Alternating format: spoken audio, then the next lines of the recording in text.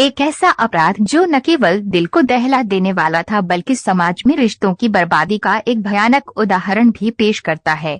एक व्यक्ति जिसने अपनी पूरी जिंदगी अपने परिवार के लिए समर्पित कर दी, आखिरकार उन्हीं के हाथों अपने जीवन से हार गया। क्या ये घरेलू विवाद था या इसके पीछे कोई गहरी साजिश छुपी थी? चलिए जानते हैं इस सनसनीखेज मामले की पूरी कहानी। घटना का प्रारंभ मध्य प्रदेश के सतना जिले में रहने वाले वर्षीय रमेश तिवारी बदला हुआ नाम एक साधारण परिवार के व्यक्ति थे। वह अपने परिवार पत्नी सुमन तिवारी, बेटी नेहा तिवारी और छोटे बेटे के साथ रहते थे। उनकी छवि समाज में एक शांत और जिम्मेदार व्यक्ति की थी। लेकिन मार्च की रात कुछ ऐसा हुआ जिसने पूरे गांव को हिलाकर रख दिया। वायरल वीडियो ने सबको चौंकाया। मार्च की सुबह सोशल मीडिया पर एक वीडियो तेजी से वायरल हुआ। इस वीडियो में रमेश तिवारी जमीन पर गिरे हुए थे।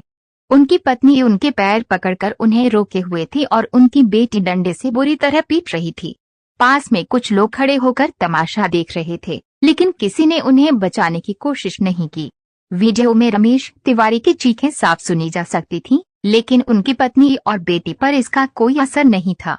पुलिस की जांच और चौंकाने वाले खुलासे। पुलिस ने जब मामले की जांच शुरू की तो उन्होंने पड़ोसियों और रिश्तेदारों से पूछताछ की।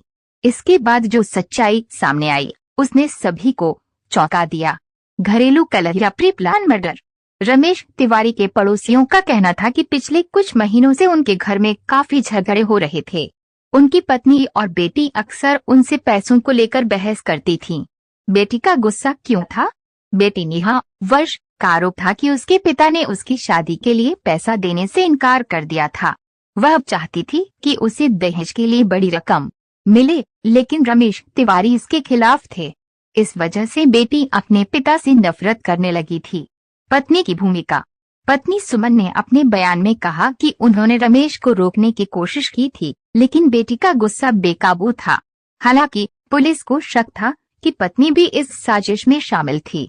क्राइम सीन और अंतिम क्षण। रमेश तिवारी को बेरहमी से पीटने के बाद जब उन्हें होश आया तो वे घर से भागने की कोशिश करने लगे, लेकिन बेटी ने फिर से उन पर हमला कर दिया।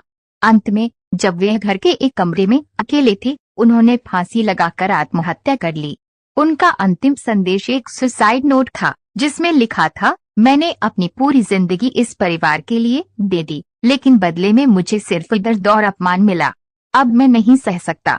मेरी मौत के लिए मेरी पत्नी और बेटी जिम्मेदार हैं। आरोपियों की गिरफ्तारी। वीडियो वायरल होने के बाद पुलिस ने तुरंत कार्यवाही करते हुए पत्नी सुमन तिवारी और बेटी नेहा तिवारी को गिरफ्तार कर लिया। पत्नी का बयान। सुमन ने कहा कि उसने अपने पति को नहीं मारा, वह तो सिर्फ बेटी को रोकने की कोशिश कर रही थी। बेटी का बयान। नेहा का कहना था कि उसने गुस्से में अपने पिता को मारा, लेकिन उसकी मौत की जिम्मेदार वह नहीं है।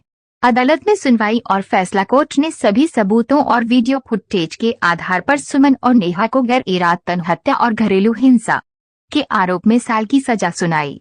ये घटना एक दुखद उदाहरण है कि किस तरह लालच और गुस्सा परिवार के रिश्तों को बर्बाद कर सकता है।